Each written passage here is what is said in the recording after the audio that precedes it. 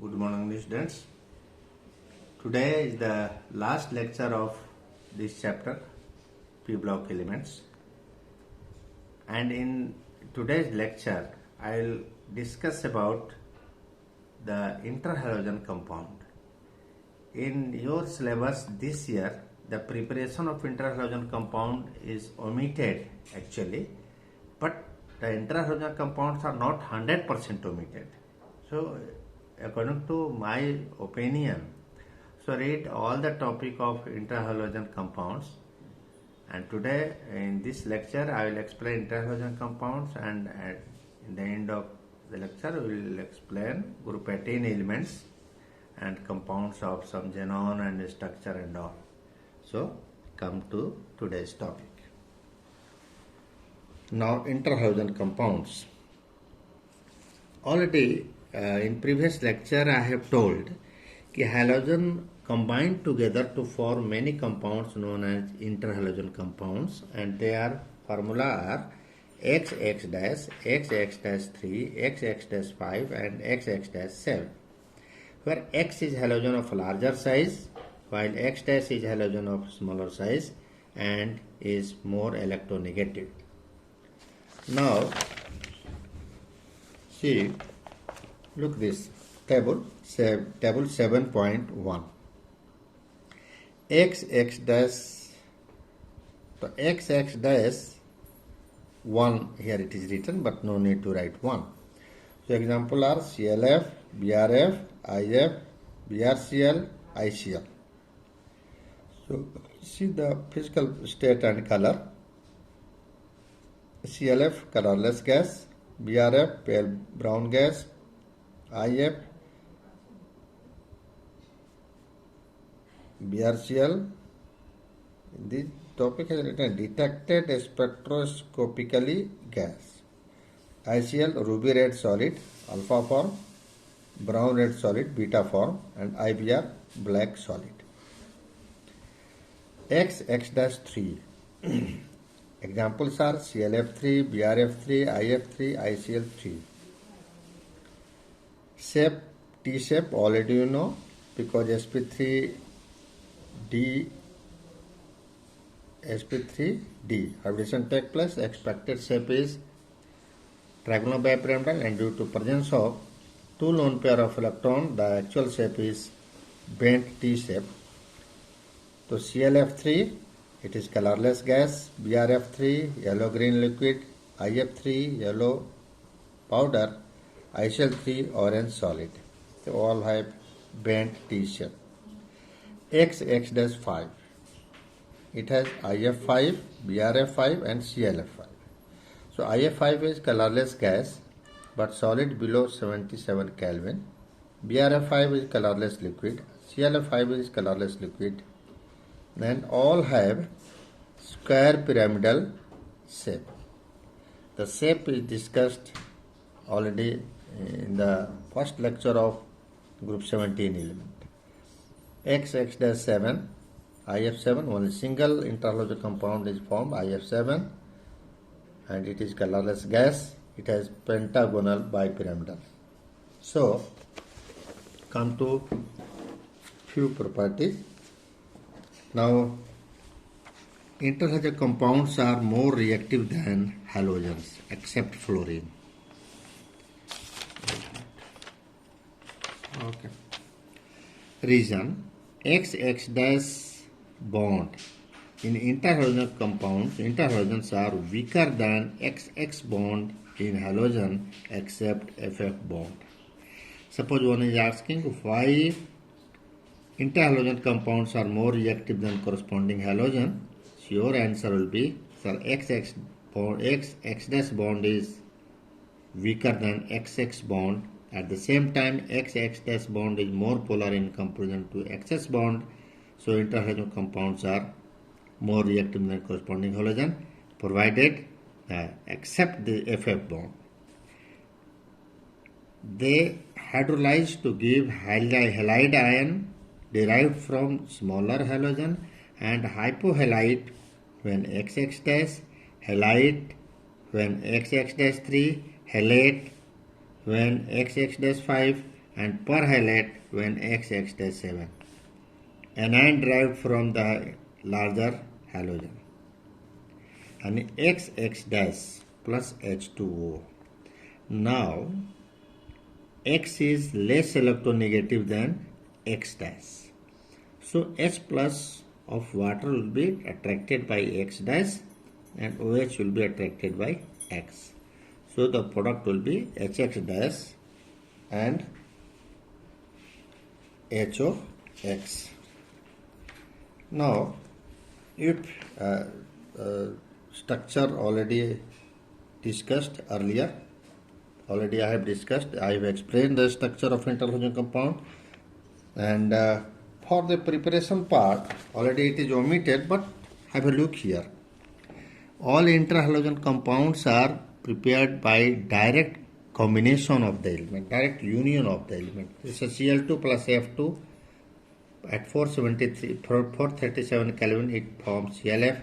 Cl2 plus 3F2, 573 Kelvin, it forms 2ClF3. I2 plus Cl2, 2ICl.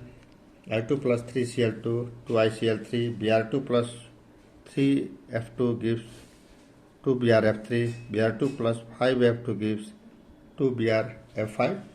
So the preparation is omitted this year.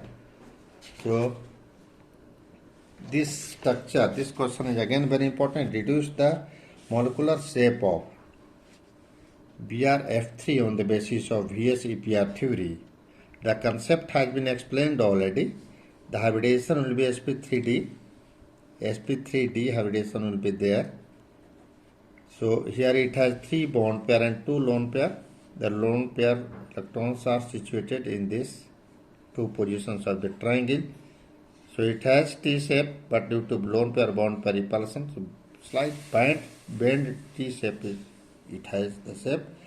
Now see the in-text question 7.31. Why is ICl more reactive than I2? Again the ICl bond is weaker than II bond.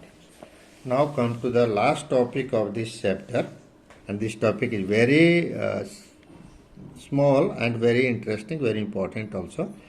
Come to group 18 elements. Earlier, these group 18 elements was known as inert gases, but nowadays there are formation of some compounds of these gases, especially for xenon, krypton. So nowadays these gases are known as noble gas. All are noble gases except radon, which are occur in nature. Radon is established as a decay product of this Ra, gives Rn plus helium. Noble gases are helium, neon, argon, krypton, xenon and radon. Valence configuration NH2NP6 except helium, which is 1s2. They have 8 valence electron and they are chemically inert. Ionization enthalpy, they have maximum ionization enthalpy of their period, and down the group ionization enthalpy decrease. Atomic radii increases down the group. Electron gain enthalpy, in fact, since they have 8 valence electrons, so all noble gases have no tendency to accept the electron. So they have large positive value of electron gain enthalpy because they have no tendency to accept the electron. Now, physical properties. All are monoatomic gas. They are colorless, odorless and tasteless. They are sparingly soluble in water. They have low melting at boiling point due to weak dispersion forces. Now chemical properties. In general, noble gases are least reactive because they have completely filled NH2NP6 electronic configuration. They have high ionization enthalpy and more positive electron gain enthalpy. In 1962, so in the beginning there was no any synthetic compound, no man-made compound of these noble gases were there, but first compound was discovered by Neil Bartlett. So in 1962, Neil Bartlett discovered the first compound of xenon, and that compound was XiPtF6. In fact, xenon has given his logic that the first ionization enthalpy of O2, not O, O2, is 1175 kilojoule per mole, which is almost identical with the first ionization enthalpy of xenon, Xa, which is 1170 kilojoule per mole. And at that time there was a red colored crystalline compound, and that compound was O2PTF6. So, and Bartlett has given the logic that if O2PTF6 exists, then why not XePTF6? Because the energy required to remove one electron from O2 is nearly same as the energy required to remove one electron from Xe. And Bartlett he mixed xenon with PTF6 and heated, and luckily he prepared the red colored compound, which is XePTF6, Xe plus PTF6 minus. This was the first lab synthesized compound of noble gases. After the discovery of this compound, many compounds of xenon with oxygen and fluorine are formed. Only one compound of krypton, that is KrF2, was prepared, and no true compound of argon, neon or helium are yet known. Now, xenon-fluorine compounds. Xenon form three types of fluoride, XeF2, XeF4, XeF6, which are formed by direct combination, direct union of xenon with fluorine, and the ratio and conditions are changed. Be focused here. Xe gas plus F2 gas, 673 Kelvin and 1 bar pressure, it gives XeF2 solid. Xe gas plus 2F2 gas, ratio is 1:5. Condition 873 Kelvin and 7 bar pressure, we get XeF4 solid. Xe gas plus 3F2 gas, ratio is 1:20. Condition is 573 Kelvin and 60 to 70 bar. The product is XeF6. Now, XeF6 can also be prepared by reaction of XeF4 with O2F2. We get XeF6. Now, properties. XeF2, XeF4 and XeF6 are colorless crystalline solid and sublimes at 298 Kelvin. They are powerful fluorinating agent. They are readily hydrolyzed by water. So XeF2 plus 2H2O liquid gives 2Xe gas plus 4HF plus O2 gas. Xenon fluoride react with fluoride ion acceptors to form cationic species and fluoride ion donor to form fluoroanions. This reaction is important, so be serious regarding this. So XeF2 plus PF5. Now PF5 had tendency to accept F minus. It becomes Xe plus and